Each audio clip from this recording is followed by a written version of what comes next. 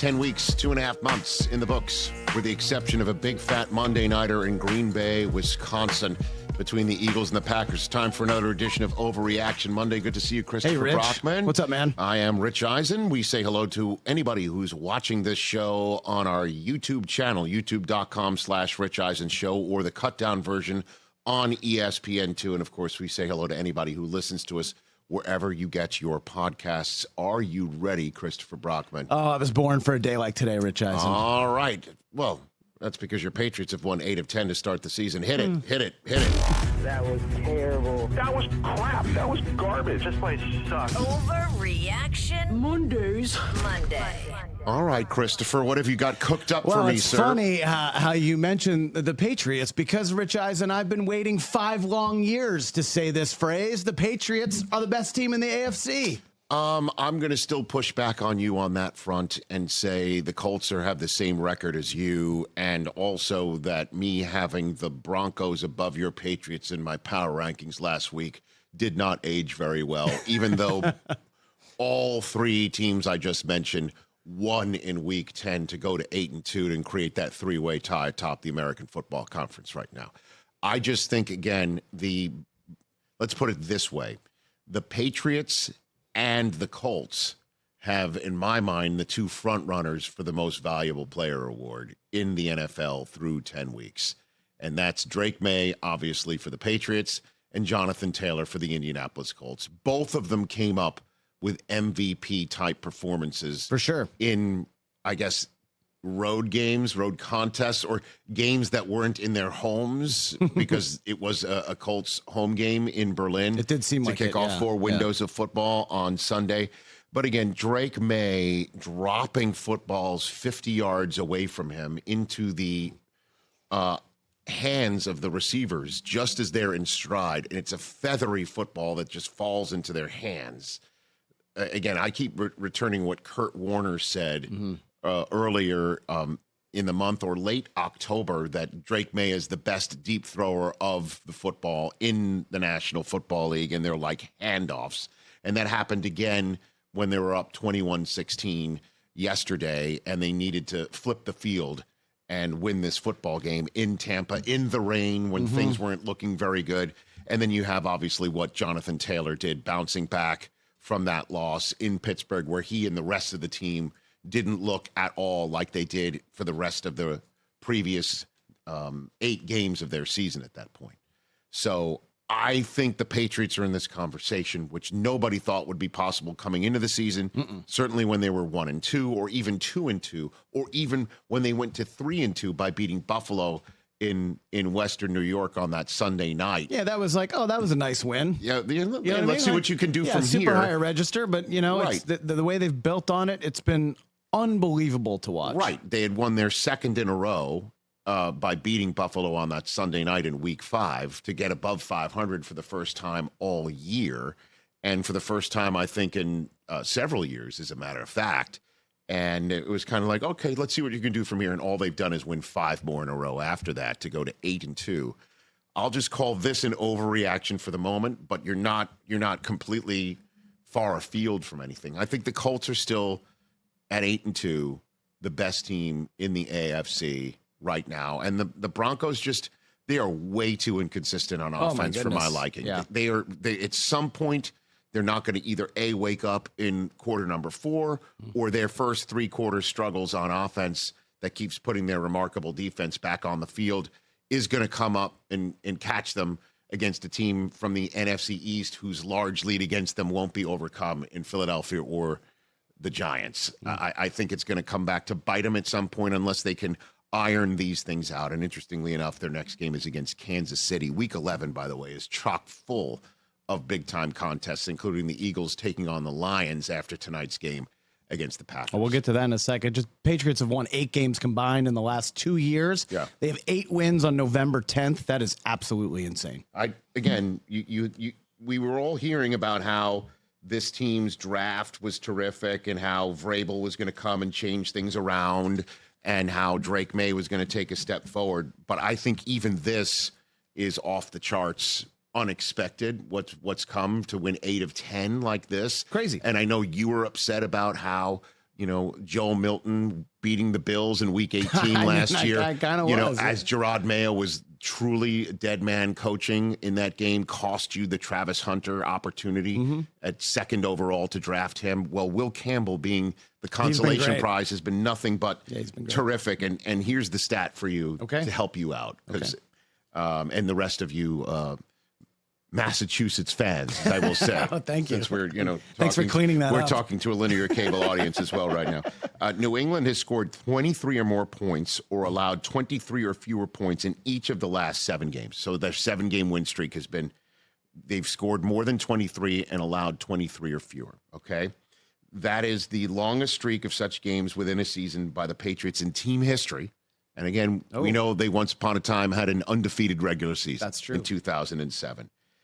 The 8 previous times in NFL history where a team had such a streak of 7 or more games within a season either went on to win the Super Bowl or the NFL championship. 5 of the previous 8.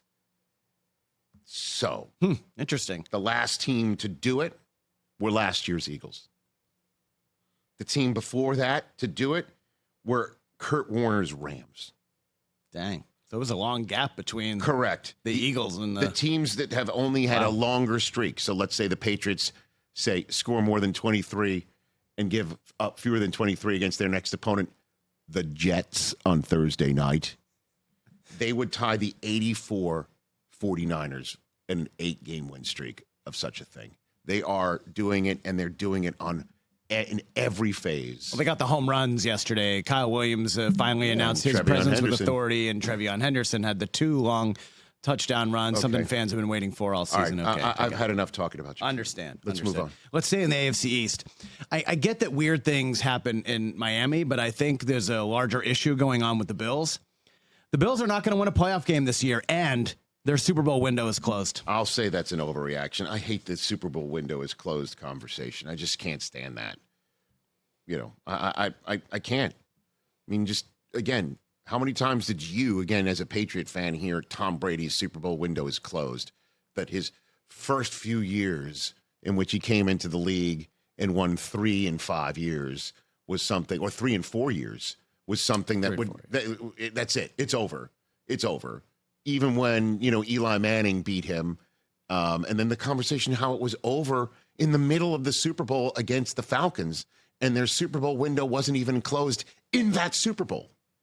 Okay, Yeah, so I mean, just look, will not countenance to paraphrase a famous political moment. I mean, I am friends and know Tom Brady. I mean, Josh Allen is no Tom Brady. Let's be honest. Very few people are Tom Brady, even though Drake May is having Tom Brady-like stats in his first 2 years of his career. And I cannot push back that things don't look good for the Buffalo Bills. I cannot push back on the fact that's that supposed to be they're coming off a huge win against Kansas City. They're supposed to have all the momentum, get back into the mix as AFC contenders. What was that on Sunday? And the Dolphins were coming off of that dreadful Thursday night loss against the Ravens where they did nothing right, fired their general manager, and wound up trading away Jalen Phillips to the Eagles. They're in tank mode. After all of that. Listen, it does not look good. They have 8 giveaways in their 3 losses this season. 8. Do you know last year, this is kind of like a did you know, last year they had a league fewest 8 giveaways all season long. So they are doing things this year that we didn't see last year. And that may be the difference between last year being, everybody says we don't have the weapons to succeed around Josh Allen. Well, look at us. We're the sum of our parts. They didn't make mistakes last year like they're doing right now. And now maybe those mistakes in these games in which they have lost makes this roster look like it has holes in the same way last year it did not. Or it's a similar roster, and that's the difference between making the playoffs and winning a playoff game or not, as you're saying right now. I can't sit here and say the Bills will win a playoff game this year, because it sure looks like they're going to have to go on the road. And it looks like they're going to have to go on the road to, say, maybe Baltimore. If Baltimore keeps winning football games, they may have to go on the road and take on the Patriots again. They may have to go on the road into Denver and win that game against a defense that would be, I would think, tougher than the Dolphins one that put the bang thing on them on Sunday. So. Yeah, I think so. They may have to go into Indianapolis as well. And against the teams, in recent memory, sure, Josh Allen can win those games. But in the current construct where James Cook is either not running it because they don't give it to him enough, or two, he is running it and you're stopping him. And like yesterday, having a giveaway in the red zone by him, the Bills are beatable, and they are definitely not Super Bowl worthy contenders this year if they play like this. But the window's closed. I don't want to hear any of that stuff. Oh, your window's closed, forget it. Then you're one draft choice away from maybe the window being open again. Or you redo your roster because you do have a terrific general manager in Brandon Beane. You do have somebody like Josh Allen to build around.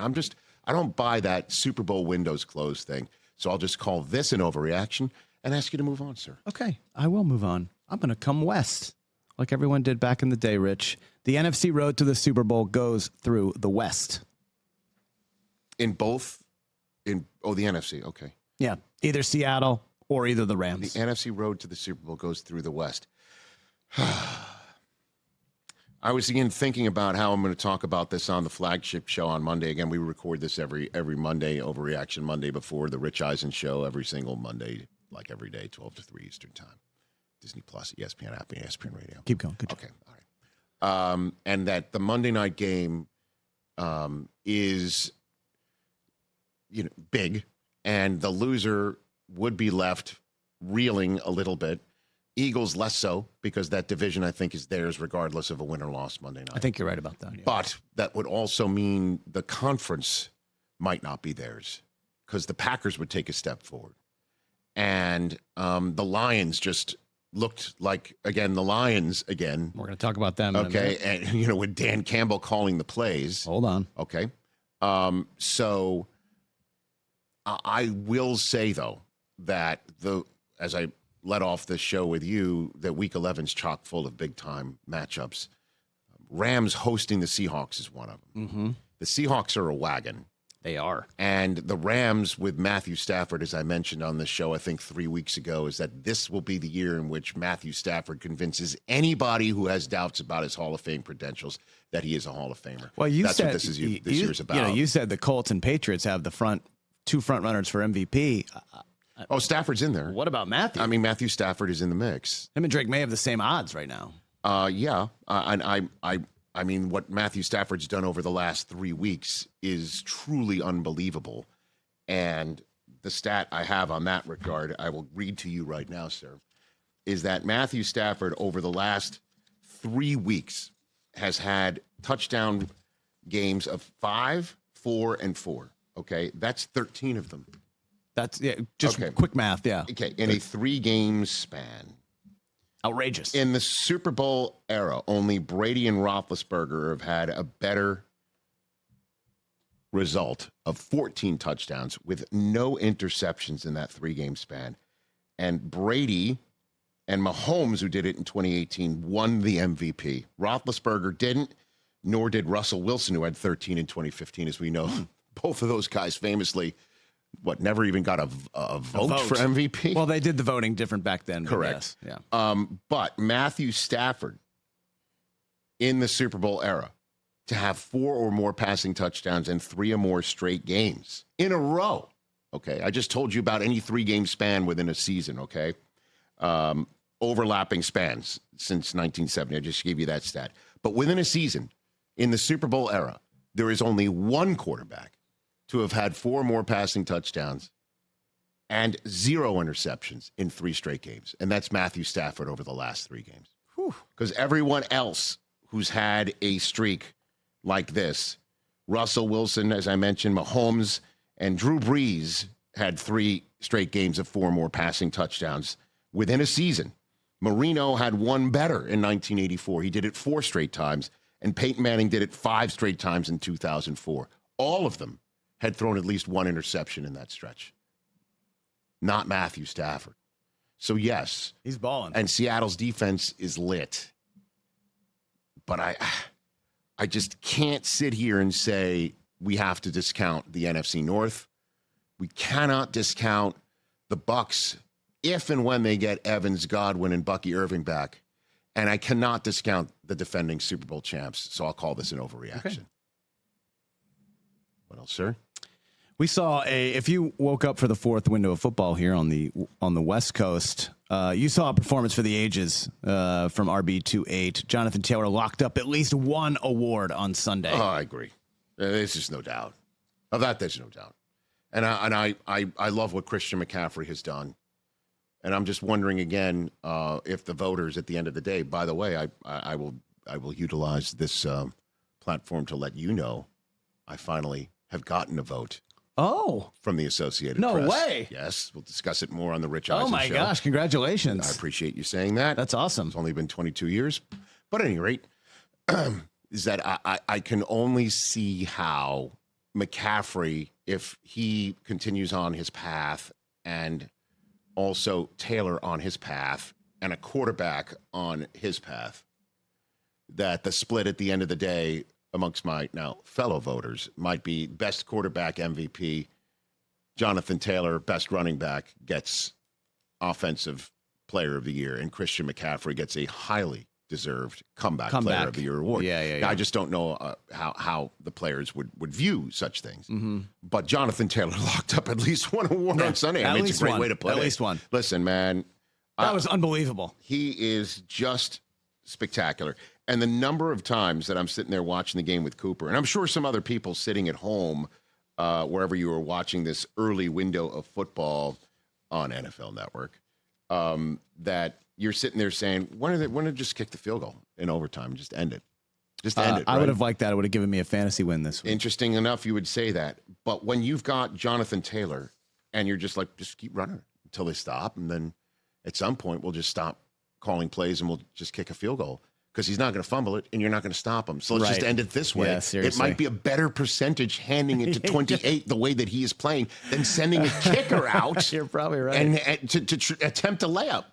You know, you might blow the bunny here in Germany, and then all of a sudden, where does that leave you? I mean, that's how incredible he is. And on his house call, he was stuffed, and then he just kind of bounced it, and then he was gone. What he is doing this year is unbelievable. First of all, he surpassed Edgerrin James for most career rushing touchdowns in Colts history just like that. He leads the NFL with 17 scrimmage touchdowns in 2025. That's the most through the first 10 games of a season in Colts history. He now has the most career games with 200 or more scrimmage yards and 2 or more touchdowns in NFL history, with 5 behind only 2. Okay, he's third, tied for third, behind LT and Derrick Henry, tied with Jim Brown and Eric Dickerson. And in terms of the most career games with 200 or more scrimmage yards and 3 rushing touchdowns, he's now tied with Derrick Henry for second place all time behind LaDainian Tomlinson with 4. And he's still going this season. He's halfway done. So this, sir, normally in week 10, I'd say you're out of your mind.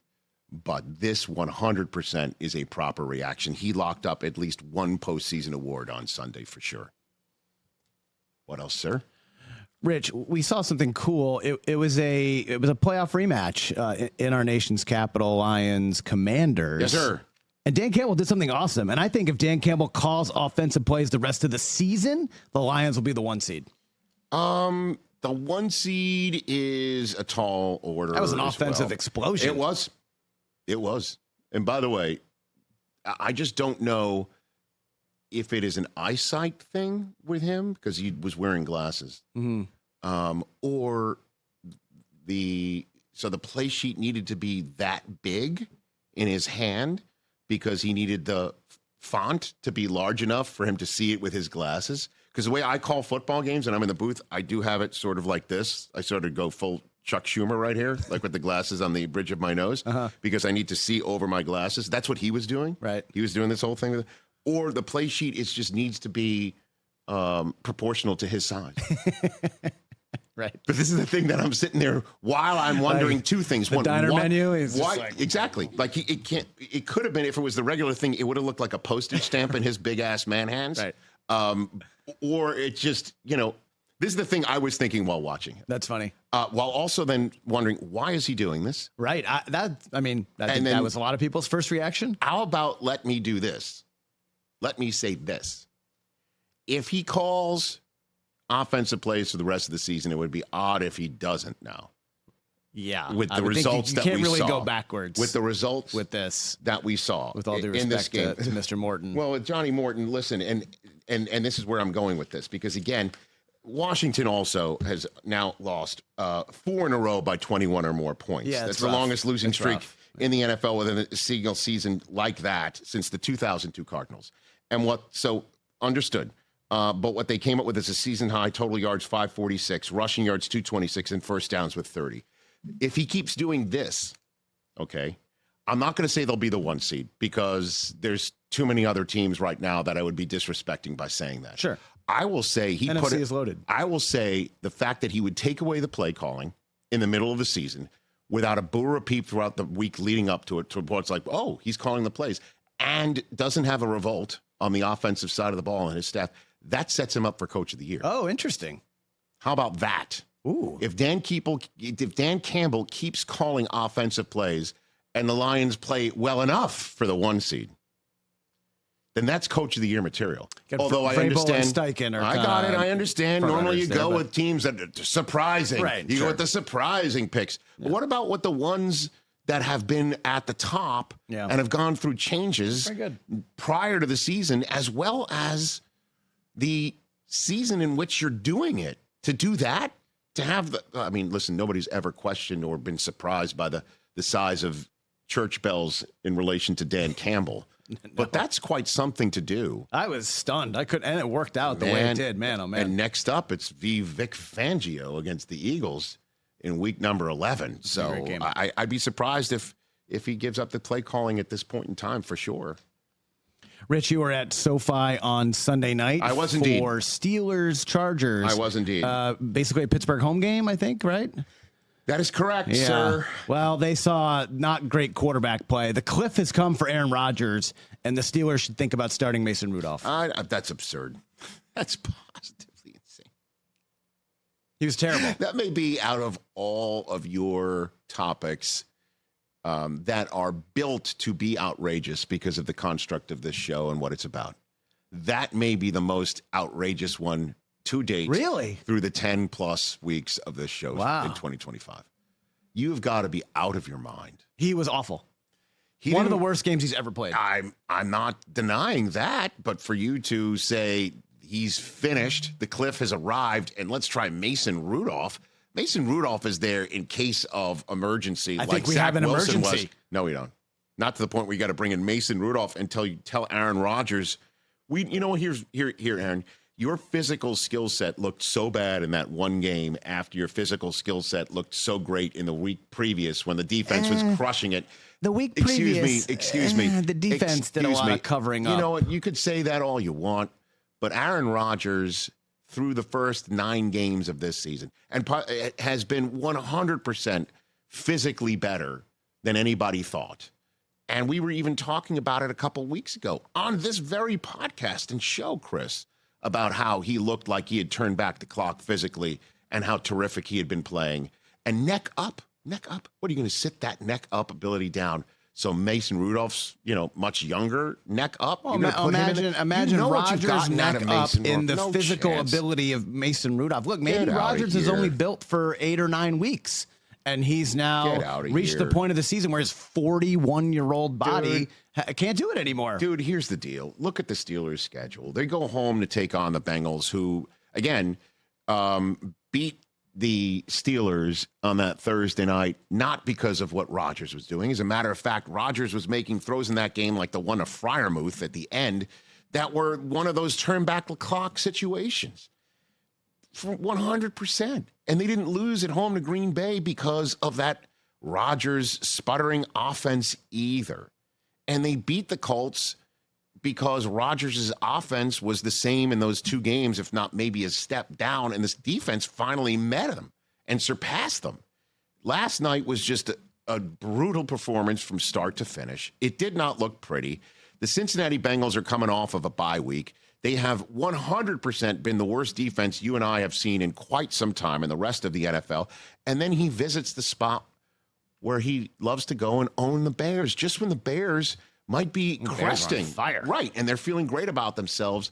And Rodgers and the Steelers are going to come in and maybe do something. Like, you're not benching Rodgers going into Chicago? You're going to send Mason Rudolph against Buffalo?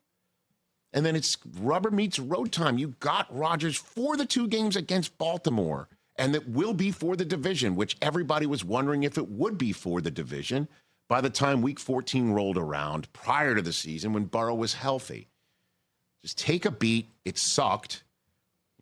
Tomlin doesn't bury tape, but Mason Rudolph, no sirree. What's next? Overreaction. And that one was the easiest one of the year for me. Interesting. Thank you for that spinning curve in the zone. Interesting.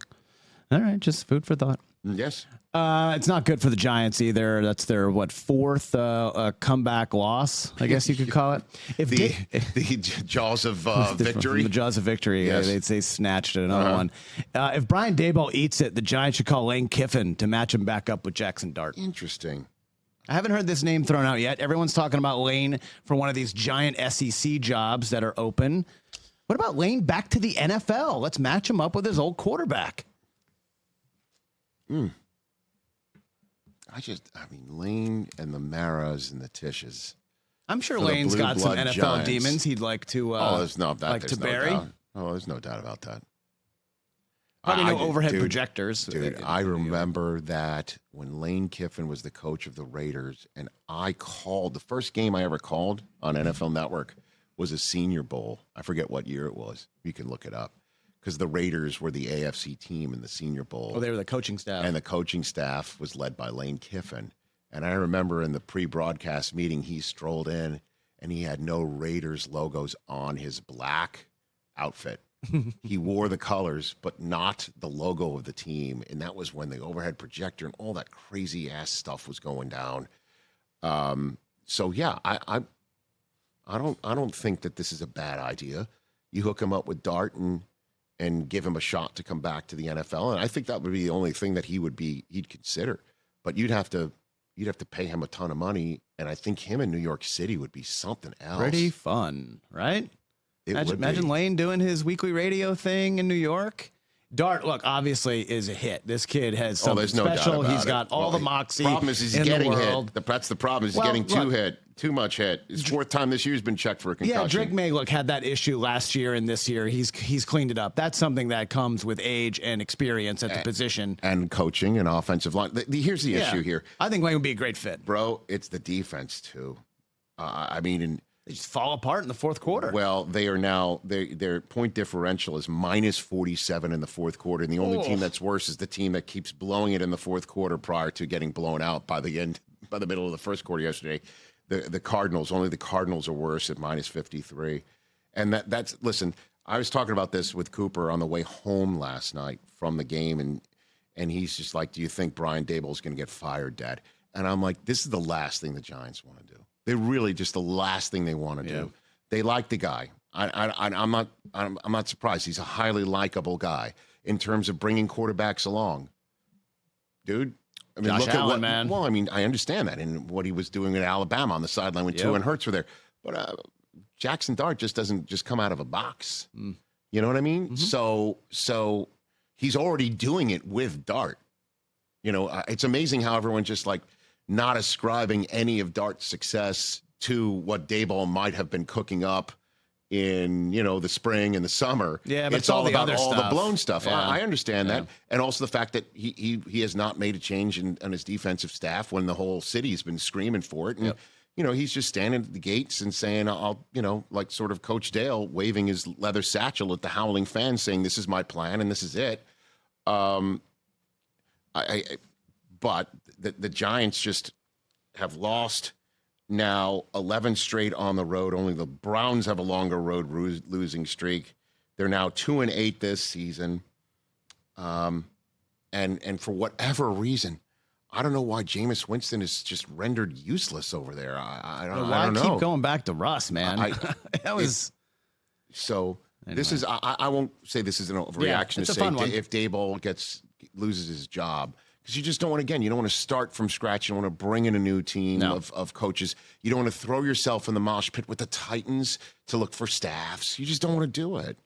But that's not a bad idea. What else you got over there? All right, two more, Rich, and we'll finish up. AFC North talk here. The Steelers, we mentioned, are kind of taking on a little bit of water here, and the Ravens are big favorites to win this division now, but didn't look great in Minnesota.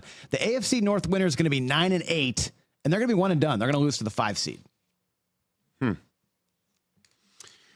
Ooh. Just an off year for the division. 9-8. So yeah, I think the AFC North winner will be the 4 seed right now because the other divisions are led by 8 and 2 teams, right? And thus, if any of those teams collapse, that means somebody else has come from the wild card or sniffing at categories to overtake them.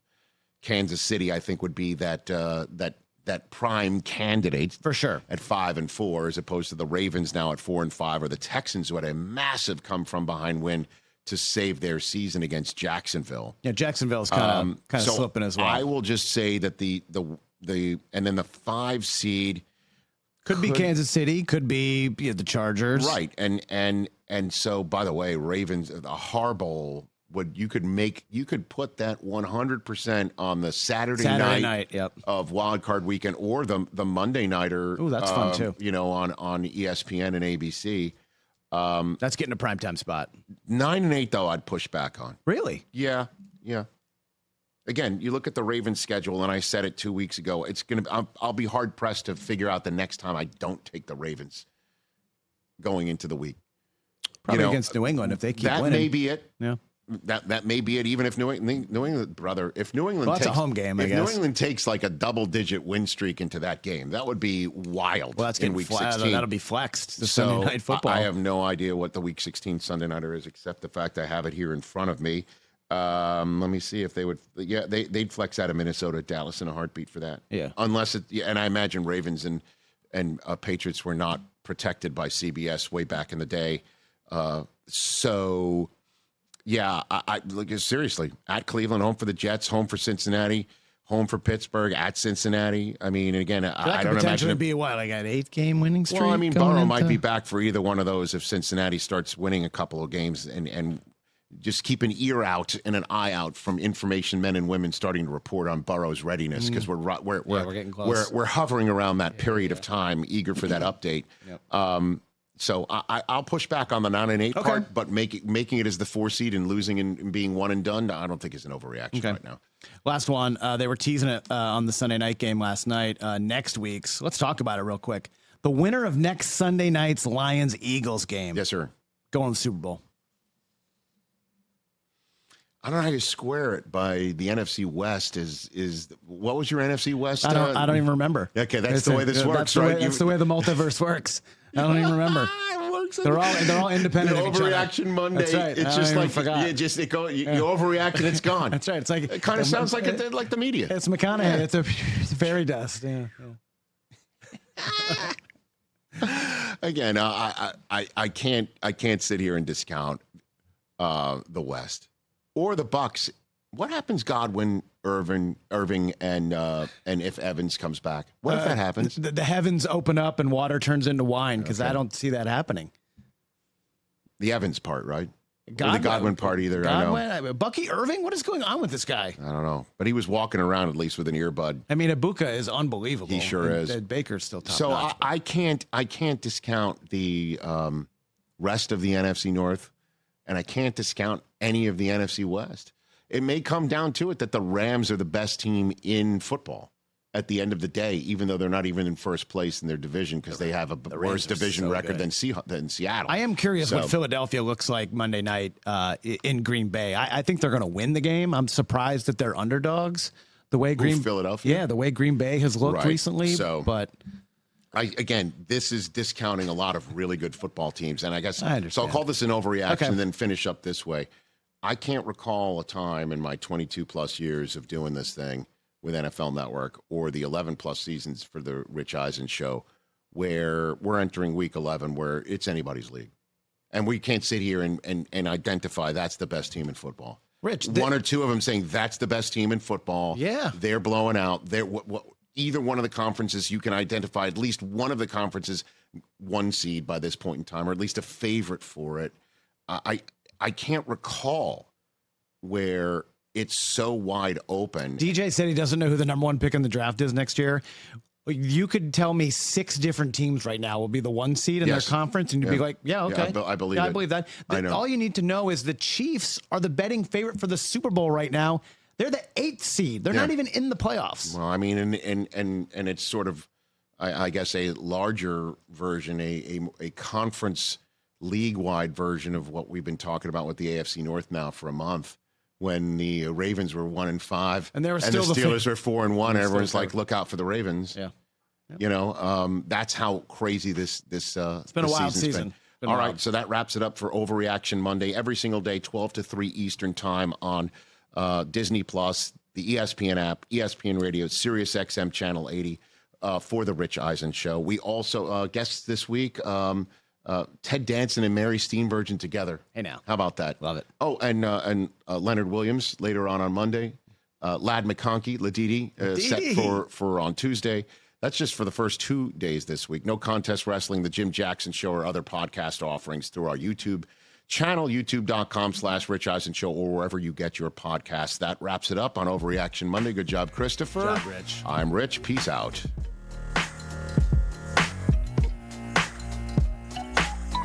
Hey, you made it all the way to the end. Thanks for that. Check us out every single day streaming live on Disney Plus and the ESPN app 12 to 3 Eastern.